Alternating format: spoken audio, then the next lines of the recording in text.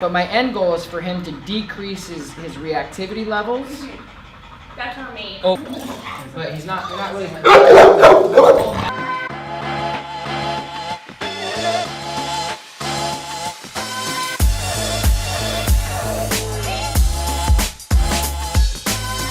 Hello everybody and welcome back to the coolest dog training channel right here on YouTube. I'm Tom Davis, America's Canine Educator. Thank you so much for joining me here today. This dog is very, like one of the most reactive dogs I've ever seen in the life. So I got past this dog from one of my other trainers, and today we're gonna work on severe dog reactivity. This dog is going insane, and it completely ignores the owner on every correction she's given him so far. So I'm gonna break it down and try my best to figure out the best way to effectively, efficiently get this dog in a better state of mind. Okay, so go ahead and heel back this way. Let's try it again. Leave it. Yes. Good, leave it. Off. Does that make sense? Yeah, no. Okay. So now what I want to be clear on what I'm doing is walk again. Yes, buddy. Good, now walk again.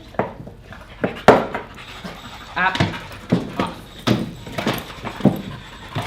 So stop for a second. So this jumping is something I wouldn't, so tell your husband or your boyfriend or whatever, I wouldn't do this because it's a dangerous place for you guys to be. Okay. Because he's in your face and he's reacting. So he could come up here, all of a sudden get really ticked off and grab your face out of frustration. Okay. Like he did with you. Yeah. Right? Because you become this wall, this barrier. And if he's here, doesn't make it a safe place for him. Yeah, it's not good. Yeah, makes sense. Good. So I would strongly recommend to give him love and affection any other way than this. Okay? Because the reason why that is if you guys want to do that, that's fine, but you have to understand that the dog is an animal and he's not going to say, Mom and Dad likes this, everyone else doesn't. Yeah. He's going to say, this is how I was. Yeah. It's just like when we teach manners, right? Please, thank you, exactly. So they're gonna do that. What do you say? And he's gonna go, well, this is what I do. I jump up and I get excited. Yeah. Right. So I would try to step away from this as much as possible. Completely agree. Okay. All right. Stop for a second. Leave it. Off. He's normally not this jumpy though. Well, he's outletting the reactivity he would normally have into something else that's exciting for him. Okay. So that's why.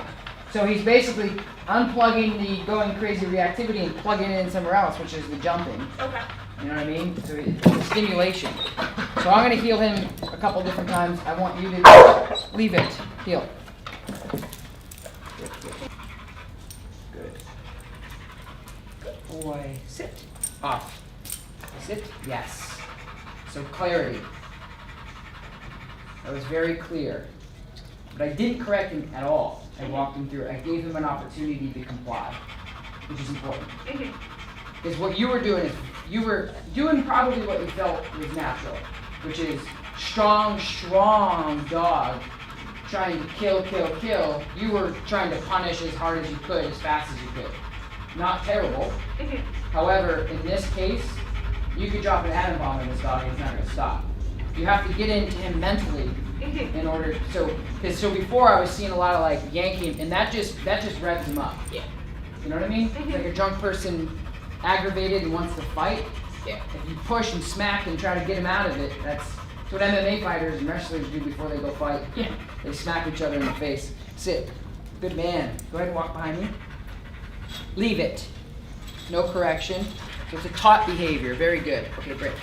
That's a taught behavior. So I'm not relying on the equipment to ultimately get the result I want.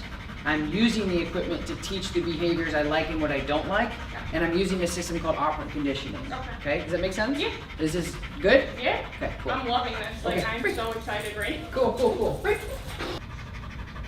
Take him and just bring him outside and give him like 3 minutes to chill out. Break. You ready, buddy? Ready to go outside?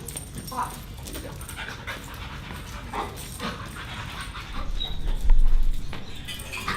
We're going to try this with another dog.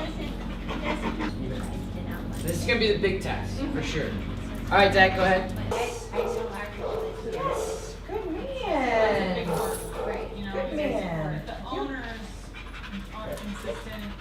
So he's avoiding the dog. The work in is a big part of. Good. So I want him to be a bit exploratory. So he's looking. I'm gonna break him. Good boy. Yes, buddy. And rewarding him with food. Good man. Sit. Leave it. Go ahead and walk that way, Zach. And just when you get over to the, leave it. So now I'm using the remote collar on a lower level.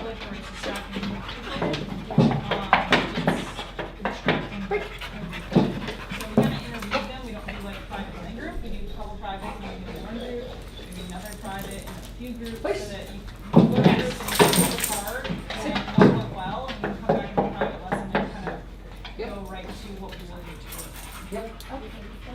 Yep. Good man. Yep. Yeah, you can choose a minute ago. Yes. So the important thing is we're using a calmer dog too. So that makes a huge difference. Group or private lessons scheduled Monday through Saturday. Both are about 45 minutes to an hour long. Good. Good job, buddy. Yeah. Good job. Alright, I'm going to walk around now, okay? They're on fire, so you can space them out as far Or as you heel want. him around. And then you want to save it for the problem. Connect this way. Just nice and relaxed. Good. The other way. Probably a couple weeks out. But the remote collar is going to be the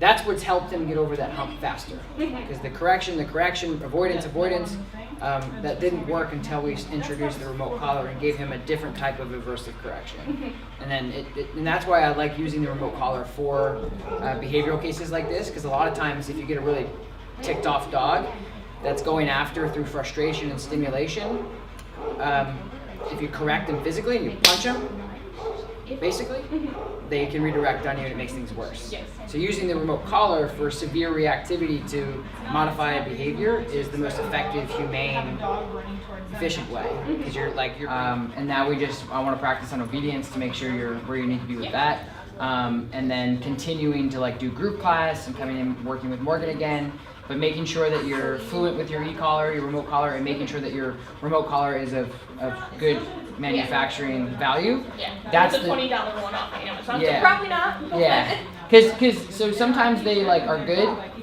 for a short amount of time, but they're not going to be consistent, and they can shut off and they can stop working, and the numbers may not be consistent. So that's why I really suggest people using a really nice collar. Like in this session, it's the Dogger 280C. It's small, it's compact, and it's also got a lot of punch for the vibrates. The vibrate's really significant. So just using that pager, the dog goes rah, you go brrr, he goes oh.